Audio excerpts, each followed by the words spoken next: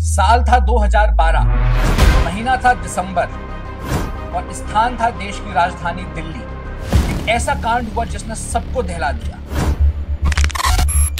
जी हाँ, मैं बात कर रहा हूं निर्भया रेप केस। जिसने सुना उसकी रूह कांप गई। जिस बर्बरता के साथ उस लड़की के साथ रेप हुआ, न्यूज़पेपर की हेडलाइंस बनी, लेकिन उस निर्भया को भी न्याय मिलने के लिए लग गया 7 साल का समय। इस बार केस वैसा ही है, लेकिन तारीख अलग है। तारीख है 8-9 अगस्त की रात। स्थान अलग है। स्थान है कोलकाता, पश्चिम बंगाल का एक medical college, RG medical college, यानी कि राधा गोविंद मेडिकल कॉलेज। रात का 2 बजे का समय है। हर रोज की तरह डॉक्टर्स हैं हॉस्पिटल में। जनरली मेडिकल फील्ड में क्या होता है कि आप पढ़ाई भी कर रहे हो और उसके साथ साथ जो स्टूडेंट्स होते हैं मेडिकल के, उनको हॉस्पिटल में डेप्यूट किया जाता है कि वो कुछ सीनियर से सीखें। नाइट शिफ्ट थी कुछ डॉक्टर्स की, कुछ फीमेल लेडीज की। अपनी नौकरी थोड़ी सी खत्म करने के बाद रात को डिनर के लिए उसी हॉस्पिटल में 4th फ्लोर पर एक सेमिनार हॉल था। हर रोज की तरह वो उस सेमिनार हॉल में अपना खाना खाने जाते हैं और उसके बाद कुछ आराम करने जाते हैं। खाना खाने के बाद कुछ आराम करने के बाद अपनी अपनी नौकरी पे वापस लौटते हैं, क्योंकि 3-4 घंटे की शिफ्ट और बची हुई थी। लेकिन एक लड़की का कुछ अता पता नहीं होता।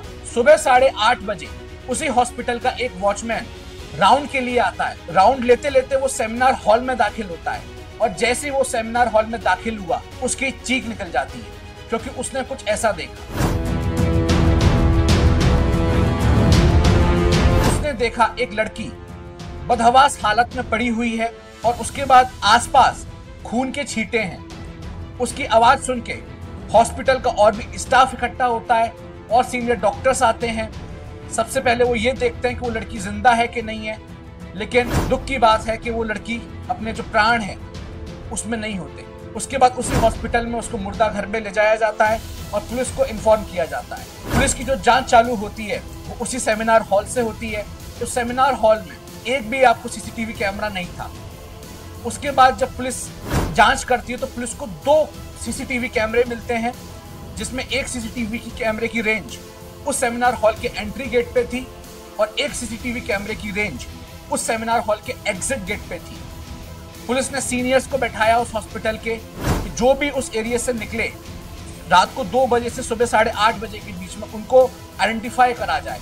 सब आइडेंटिफाई हो गए, लेकिन एक व्यक्ति आइडेंटिफाई नहीं हुआ। लेकिन वो व्यक्ति पुलिस के लिए भी नया नहीं था और ना हॉस्पिटल के लिए नया था। वो व्यक्ति का नाम था संजय रॉय। संजय रॉय पुलिस के लिए नया इसलिए नहीं था क्योंकि वो पुलिस के लिए पहले खबरी का काम कर चुका था, और हॉस्पिटल के लिए नया इसलिए नहीं था क्योंकि हॉस्पिटल के अकॉर्डिंग वो आदमी हर दूसरे-तीसरे दिन हॉस्पिटल में आता था। कोई अगर ऐसा है जिसको एडमिट कराना है हॉस्पिटल में तो वो एडमिट कराता था। जिनको एडमिट कराया है उनको वो देखने आता था। पुलिस ने जब उस आदमी की और चीज देखी, तभी एक पुलिस वाले की नजर पड़ी एक ब्लूटूथ पर। जब संजय रॉय उस सेमिनार हॉल में एंट्री ले रहा था तो उसके गले में एक ब्लूटूथ था, और वो ब्लूटूथ जब पुलिस ने वो डेड बॉडी देखी तो उस डेड बॉडी के बगल में भी पुलिस को वो ब्लूटूथ मिला। तो पुलिस का पहला शक गया उस संजय रॉय पर। जब ब्लूटूथ पुलिस ने आइडेंटिफाई किया तो जितने भी उस वक्त हॉस्पिटल में लोग थे सबके मोबाइल से कनेक्ट करा, लेकिन वो किसी से भी कनेक्ट नहीं हुआ। उसके बाद पुलिस ने संजय रॉय को खोजना चालू किया और पुलिस संजय रॉय तक पहुंची। जैसे ही पुलिस संजय रॉय तक पहुंची, उसको वो ब्लूटूथ उसके फोन से कनेक्ट करा और वो ब्लूटूथ कनेक्ट हो गया। तो पुलिस की जांच जो है यहीं पर खत्म हो गई। पुलिस ने कहा कि जो मुख्य आरोपी था वो मिल गया। अब जो इसमें एक कल्प्रिट अरेस्ट हुआ है संजय रॉय। संजय रॉय को पुलिस ने 14 दिन की जुडिशियल कस्टडी में भेजा है 187 BNSS के तहत। अब पुलिस जांच करेगी और उसके बाद अपनी चार्जशीट फाइल करेगी। अब देखना ये होगा कि किस किस धारा के अंदर संजय रॉय को पुलिस जो है वो अपनी चार्जशीट में आरोपी बनाती है। अब आप दुर्भाग्य की बात देखिए कि हमारे देश में राजनीति किस कदर से हावी है। जब पश्चिम बंगाल की सरकार के खिलाफ लोगों का प्रोटेस्ट हुआ,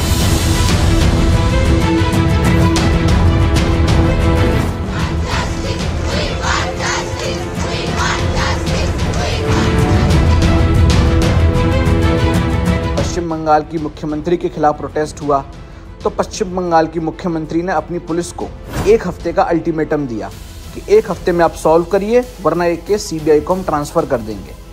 लेकिन कहाँ थी ये मुख्यमंत्री जब लगातार पश्चिम बंगाल, जो हमारे देश में क्राइम का डेटा आता है उसमें पश्चिम बंगाल दूसरे सबसे खराब राज्यों में है तमिलनाडु के बाद।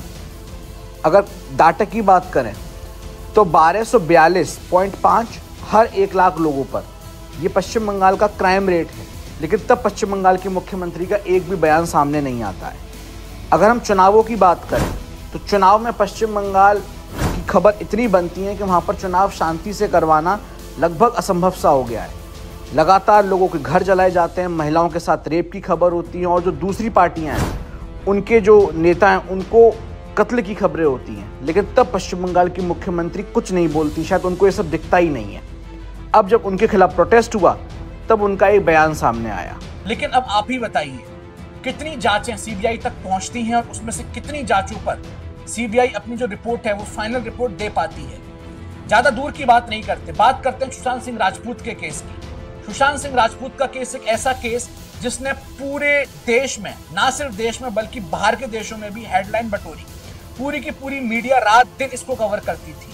सीबीआई के पास केस पहुंचा लेकिन आज तक बेनतीजा है। आज तक जो लोग हैं इस पर डिबेट करते हैं कि सुशांत सिंह राजपूत की मौत एक सुसाइड था या मर्डर था। लॉ स्ट्रीट इस वीडियो के माध्यम से केवल इतनी ही अपील करता है कि भले इसकी जांच सीबीआई करे या कोलकाता पुलिस करे, जल्दी करे, सही से करे और निर्भया के तरीके से। जो 7 साल तक वो केस खिंचा, ये केस इतना लंबा ना खिंचे और लड़की को तुरंत न्याय मिले। उम्मीद करता हूं लॉ स्ट्रीट की पेशकश आपको पसंद आई होगी। इसको ज्यादा से ज्यादा शेयर करिए। बहुत बहुत धन्यवाद।